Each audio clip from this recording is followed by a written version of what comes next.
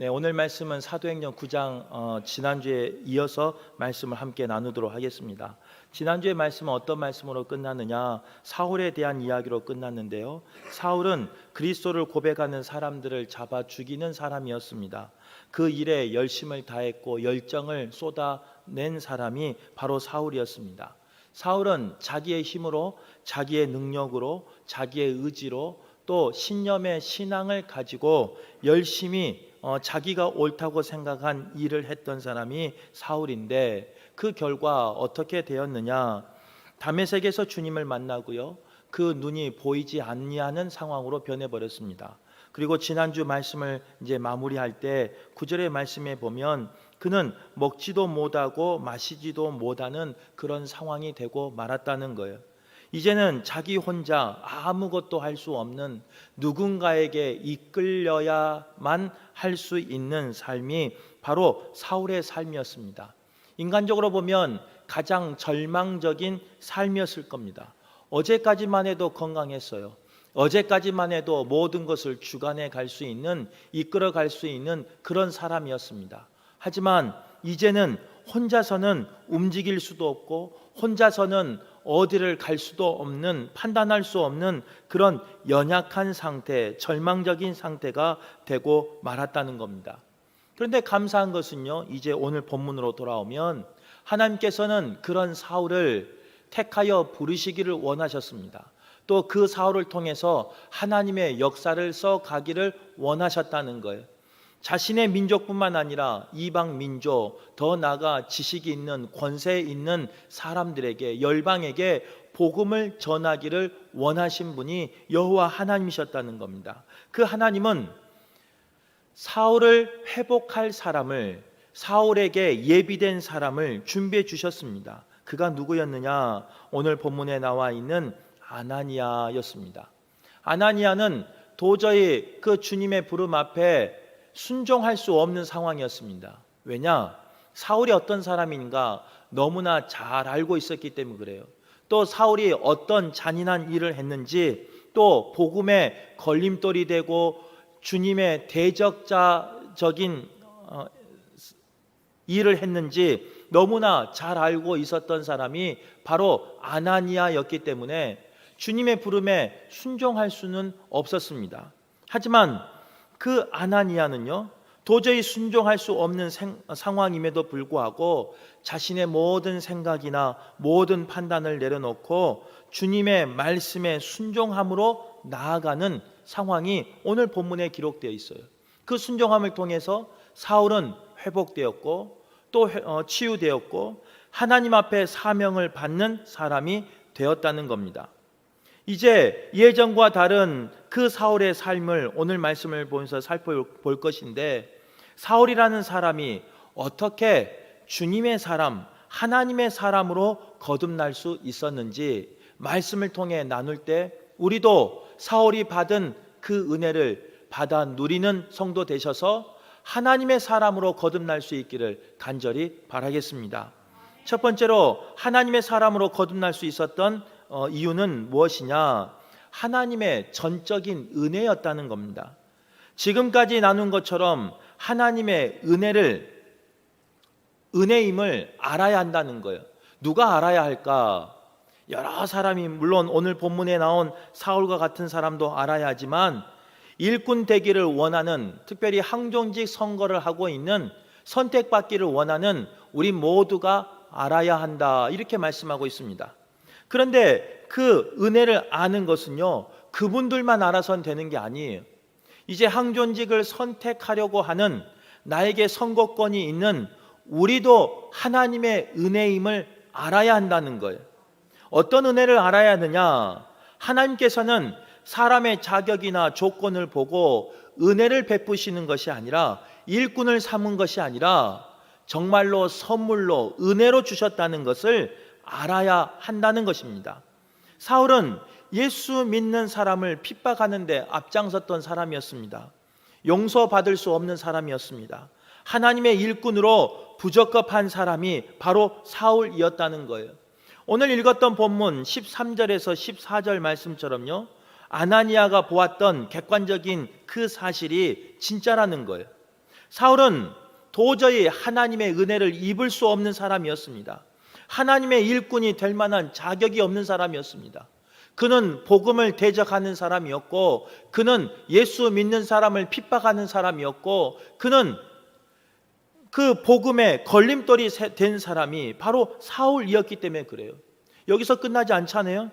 최초의 순교자였던 스데반 집사를 돌로 쳐 죽이는 현장에 있었던 사람이 사울이었습니다. 또 그를 돌로 치는 자들에게 동조했던 사람이 사울이었습니다. 누구보다도 성도들을 핍박하는데 앞장섰던 사람이 사울이었다는 거예요. 이런 자가 하나님의 은혜의 대상이 될 수 있을까? 이런 자가 어떻게 하나님의 일꾼이 될 수 있을까? 하는 아나니아의 질문은 우리 모두가 가지고 있는 질문이라는 거예요. 우리가 모두가 가지고 있는 그런 의문이라는 거예요. 학년이 선거하다 보면요, 이제 후보를 보면 물론 우리 교회는 안 그렇겠지만 우리의 마음에 이런 마음이 들 때가 있습니다. 저 사람은 아닌데, 저 사람은 교회 생활과 밖의 생활이 틀린데. 이제 물론 저는 밖의 생활을 전혀 모르죠. 교회 안에서만 우리 성도님들 만나니까, 신앙 생활 안에서만 만나니까요, 잘 몰라요. 하지만 우리 성도님들은요, 때로는 같이 생활하면서 또 직장 생활하면서 아니면 사회에서 공동체 생활하면서 그분을 알기에 그렇게 판단될 때가 있다는 겁니다. 너무나도 객관적으로 잘 알 때가 있다는 거예요. 교회에서는 웃으며 미소를 끊이지 않지만 세상에 나가서는 그 웃음과 미소와 다른 모습이 있는 그 성도들의 모습을 우리는 알고 있는 사람이 있다는 거예요. 아나니아처럼 사울을 샅샅이 알고 있었던 것처럼 우리는 그 항존직 되기를 원하는 사람을 알고 있다는 거예요. 그런 우리에게 이런 질문이 당연히 들죠. 저 사람이 은혜를 받을 대상인가? 저 사람이 하나님의 일꾼이 될 사람인가? 라는 질문이 당연히 들 수밖에 없다는 거예요. 그런 우리에게 오늘 주님은 뭐라고 말씀하시느냐? 그런 생각을 가지고 있는 아나니에게 말씀하신 것처럼 그런 생각을 가지고 있는 우리에게 분명히 말씀하신다는 거예요. 그 말씀이 오늘 본문에 나옵니다. 바로 15절 말씀입니다. 우리가 15절 말씀을요, 같이 한번 읽었지만 같이 한번 다시 한번 읽어보도록 하겠습니다. 시작. 주께서 이르시되 가라, 이 사람은 내 이름을 이방인과 임금들과 이스라엘 자손에게 전하기 위하여 택한 나의 그릇이라. 저 사람이 하나님의 일을 할 수 있을까? 저런 사람이 선택받을 수 있을까? 저 사람이 선택받으면 교회 가운데 해가 되지 않을까? 라고 생각하는 그 사람일지라도 주님은 그 사람을 어떻게 생각하느냐? 내 이름을 위하여 택한 나의 그릇이다, 이렇게 말씀하고 계신다는 거예요. 우리는 그 사람은 될 수 없어, 다 돼도 이 사람은 되면 안 돼 라고 생각하는 그 사람일지라도 주님은 뭐라고 말씀하시느냐? 나를 위하여, 내 이름을 위하여, 내 자손을 위하여 택한 나의 그릇이다, 나의 일꾼이라는 말이에요. 주님이 나의 일꾼이라고 말하시고 주님이 나의 그릇이라고 말하시고 주님이 내 뜻대로 쓰기를 원하신다 말하시는데 우리가 뭐라고 정죄할 필요가 있겠습니까? 뭐라고 판단할 필요가 있겠습니까? 물론 분별은 하셔야 돼요. 분별은 하되 판단하거나 정죄하지 않길 간절히 바랍니다. 그 정죄받을 사람, 그 판단의 대상인 사람 주님도 알고 계셔요. 우리가 아는데 주님이 모르겠습니까? 우리가 경험했는데 주님이 그 마음을 모르겠어요? 주님이 우리도 겉모습과 속마음을 아는데 주님이 그 겉모습만 보고 그 사람을 판단하겠습니까? 그 중심을 보고 판단하시는 거죠. 그런 주님께서 그 사람을 뭐라고 말씀하시느냐? 택한 나의 그릇이다, 내 이름을 위하여, 내 자손을 위하여 택한 나의 그릇이다, 이렇게 말씀하고 있다는 거예요. 꼭 기억하는 우리 모두가 될 수 있길 간절히 바라겠습니다. 그래서 선거할 때도요, 그 마음을 가지고 선거하시길 바라요. 그 마음을 가지고 투표할 수 있기를 간절히 바라요. 사울이 어떤 사람이냐면요, 택함 받을 수 있는 그런 사람이 아니었죠. 인간적인 시각으로 볼 때 그는 도저히 은혜를 받을 사람이 아니었습니다. 악한 사람이었습니다.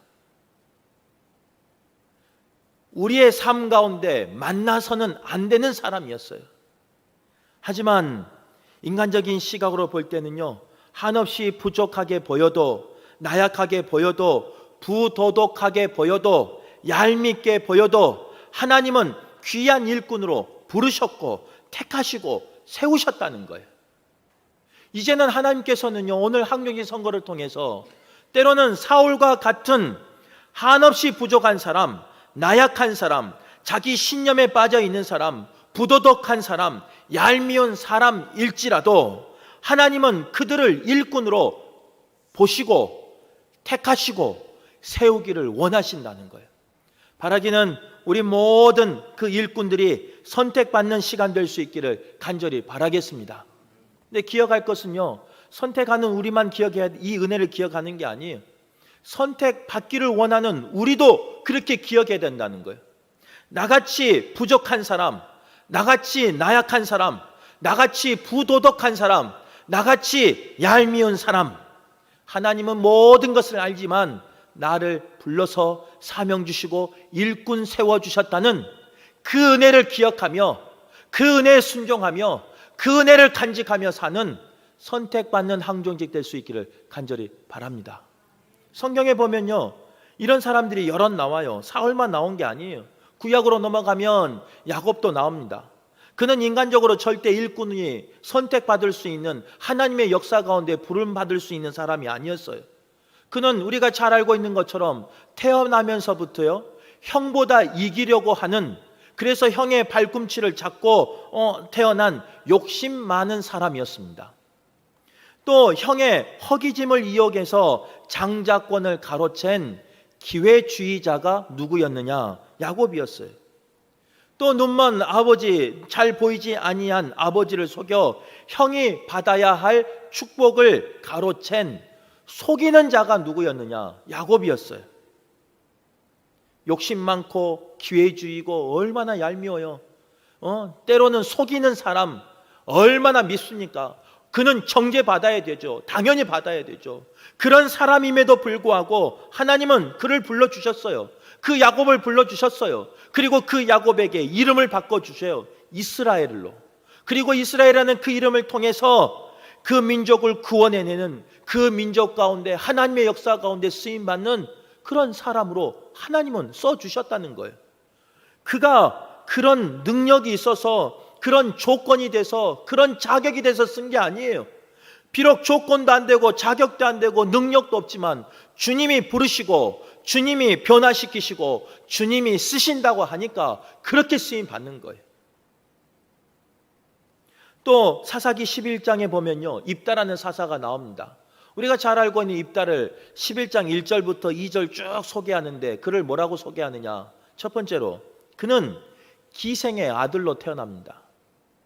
요즘 시대에서도요, 기생의 자녀로 태어난다면 천대받을 수밖에 없어요. 사람에게 좋은 눈빛을 받고 자랄 수 없어요. 하지만 이때는 더 그랬겠죠.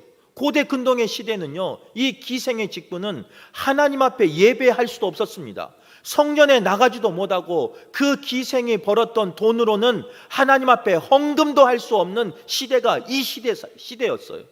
그런 자녀로 태어났는데 얼마나 사람들에게 천대받았겠습니까? 여기서 끝나지 않아요. 아버지의 기업을 받지 못하도록요, 그 형제들은 그 입다를 자신의 가문에서, 자신의 가정에서, 자신의 삶의 터전에서 쫓아내버립니다. 가족이라는 것은요, 때로는 허물이 있어도 덮어주는 것이 가족이에요. 때로는 연약함이 있어도 안아주는 게 가족이에요. 때로는 부족함이 있고 여러 가지 잘못된 모습이 있어도 다 좋게 보는 게 가족이에요. 그런데도 불구하고 그 가족이 내쫓아낸 사람이 누구냐? 입다예요. 그래서 입다는 어떻게 되느냐? 타지에 가서요, 잡류들과 함께 살았다. 성경은 그렇게 기록해요.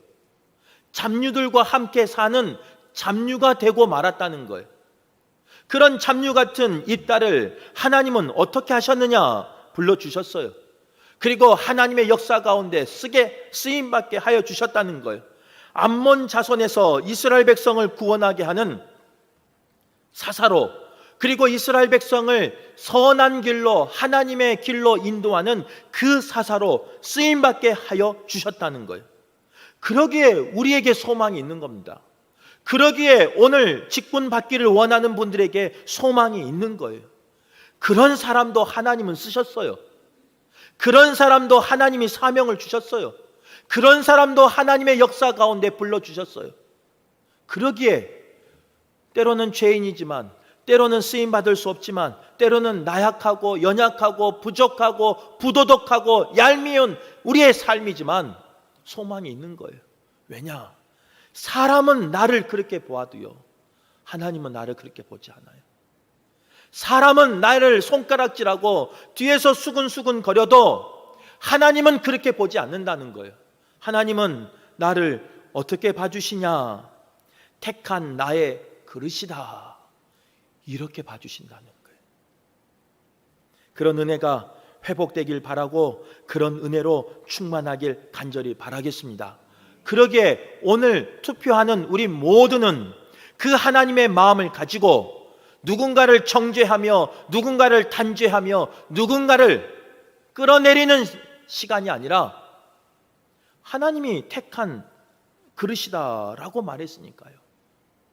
누군가를 세우며 누군가를 살리며 누군가 쓰임받을 수 있도록 함께 동역하는 우리 모두가 될 수 있기를 바라겠습니다. 두 번째로요, 사울의 삶 가운데 하나님께서는 다시 보게 하는 회복의 삶을 허락해 주셨습니다. 사울의 눈에 비닐이 덮이게 되어 더 이상 아무것도 보지 못하는 삶이 되고 말았습니다. 그런데 이제 새벽 예배 때 잠깐 나눈 것처럼요, 그 눈은 두 가지의 의미가 있어요. 첫 번째, 눈이 보이지 아니한 것은 말 그대로, 문맥 그대로, 문자 그대로 육신의 눈이 보이지 않는 거예요. 그 육신에 비닐 같은 게 씌워져서 눈은 떴지만 보이지 않는 거예요. 우리의 몸 가운데 가장 약한 곳 중에 하나가 눈이랍니다. 그리고 우리의 몸 가운데 가장 먼저 약함이 표시가 나는 곳이 눈이랍니다. 그래서 내 몸이 피곤하거나 내 몸이 약하거나 내 몸에 무슨 문제가 생기면 가장 먼저 그 문제를 표출하는 곳이 눈이 돼요. 그래서 시력이 저하되거나 아니면 핏줄이 터지거나 아니면 눈이 깜빡깜빡이거나 이런 현상이 나타난다는 거예요. 내 몸 상태를 가장 잘 아는 곳이 눈이라는 거예요. 그 눈이 보이지 않았다, 그 눈이 가려졌다라는 것은요, 바꿔 해석하면 사울은 하나님 앞에서 일할 만큼, 하나님 앞에 쓰임 받을 만큼 육신의 건강이 부족했다는 거예요. 눈이 보이지 아니할 정도로 다른 모든 기관이 상해 있는 상황이 사울의 상황이라는 거예요. 다른 것이 상하고 다른 것이 연약하여서 도저히 하나님의 일을 감당할 수 없는 그런 육적인 부족한 상태가 사울의 상태라는 거예요. 그런데도 불구하고 주님은 그런 사울을 불러주셔요. 그리고 그 사울에 덮인 비닐을 걷어주셔요. 그리고 그 걷어주신 그 사울을 통해서 하나님은 일하신다는 거예요. 우리에게 그런 은혜가 있기를 간절히 바랍니다. 우리에게 주님 앞에 일하고자 할 때 나의 육신의 연약함 때문에 일하지 못하는 일 없도록 주님께서 나에게 덮인 비닐을 걷어주시기를 간절히 바라요. 나에게 임하는 그 병마를 그 병마 속에서 건져주시길 간절히 바라요. 그런 건강이 있어야 쓰임 받는 거죠. 행여나 오늘 아픈 분 있습니까? 연약한 분 있습니까? 마음의 병이 있는 분 있습니까? 육신의 병고 가운데 고통당하는 주의 자녀 있습니까? 오늘 이 말씀 가운데 다시 보게 하시는 그 은혜가, 다시 회복하게 하는 그 은혜가 그 모든 육신의 약함 가운데 있는 성도에게 나타나길 간절히 바랍니다. 회복되시길 바랍니다. 치유되시길 바랍니다. 그래서 하나님의 은혜로 체험하시고 그 은혜로 다시 일어서서 마음껏 일할 수 있는 우리 성도들 되시길 간절히 바라겠습니다. 두 번째, 그 육신의 그 비닐은요, 그 눈에 확인 비닐은 영적으로도 해석할 수 있어야 돼요. 육신의 문제뿐만 아니라 우리는 모든 삶의 문제를 영으로도 해석할 수 있어야 돼요. 왜? 우리는 육으로만 되어 있는 사람이 아니에요. 하나님께서 우리를 창조하실 때 코에 생기를 넣어주셔서 하나님의 형상을 따라 만들어주신 존재가 우리라는 거예요. 그래서 하나님의 생기가, 하나님의 영이 우리에게 있다는 거예요. 그래서 모든 문제는요, 육의 문제와 함께 영의 문제도 동일하게 봐야 돼요. 눈이 비닐로 덮였다라는 것은요, 나의 영적인 문제, 나의 영안이 비닐로 덮인 걸 말해요.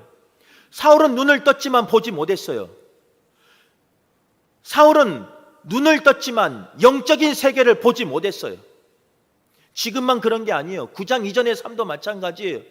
스데반이 순교하는 그 상황 가운데 영적인 눈이 가리워져서, 육적인 눈은 떠 있었지만 영적인 눈이 가리워져서 내가 지금 죄악의 길에 서 있는지, 내가 지금 옳은 길에 서 있는지 영적으로 분별하지 못했어요. 그런데 그것은 사울에게만 지나지 않습니다. 우리의 삶도 마찬가지라는 거예요. 목사도 마찬가지고, 항존직도 마찬가지고, 항존 직분을 받기를 원하는 분도 마찬가지고, 투표하는 분도 마찬가지라는 거예요. 우리 가운데 영적인 비닐이, 눈 가운데 비닐이 씌워져 버리면요, 눈은 떴지만 영안이 가려져서 분별하지 못해요. 영안이 가려지면 내가 지금 옳은 길로 가고 있는지, 내가 지금 주님 앞에 쓰임받고 있는지 분별하지 못하는 거예요. 사울이 그랬다니까요. 열심을 다해서 살았어요. 죽을 만큼 다해서 살았어요. 내 돈을 다 내면서, 내 체력을 다 내면서, 나의 삶을 드리면서 열심히 살았어요. 그런데 그에게 영안이 가려지고 나니까 하나님 앞에 쓰임받은 것이 아니라 악한 곳에 쓰임받고 있었어요. 우리의 삶이 그럴 수도 있다니까요. 내가 주님 앞에 열심히 목양한다고 있지만, 내가 주님 앞에 열심히 목회한다고 하고 있지만, 내가 지금 주님 앞에 열심히 쓰임받고 있다고 생각하지만 나의 영안이 가려져 버리면, 나의 영안에 그 비닐이 씌워져 버리면 나의 열심이 누군가를 죽일 수도 있고, 나의 열심이 누군가를 상처받을 수 할 수 있고, 나의 열심이 누군가에게 눈물이 될 수도 있다는 거예요. 그런데 우리는 그걸 몰라요. 영안이 가려져서. 목사인 저도 모를 때가 있을 수 있어요. 예배한 우리도 그럴 수 있어요.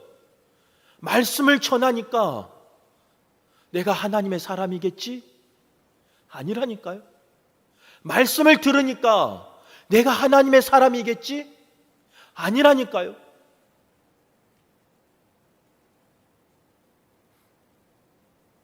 우리의 영안이 열리길 간절히 바랍니다. 우리의 영적인 영안이, 그 비닐이 걷어져서 하나님의 일을 분별하며 나가는 우리 모두가 될 수 있길 간절히 바랍니다. 오늘 이제 선거에 임하는 모든 분들이 그런 분들 됐으면 좋겠어요. 그동안 육신도 회복되기를 원하지만 이 영적인 모든 문제도 해결되길 바라요.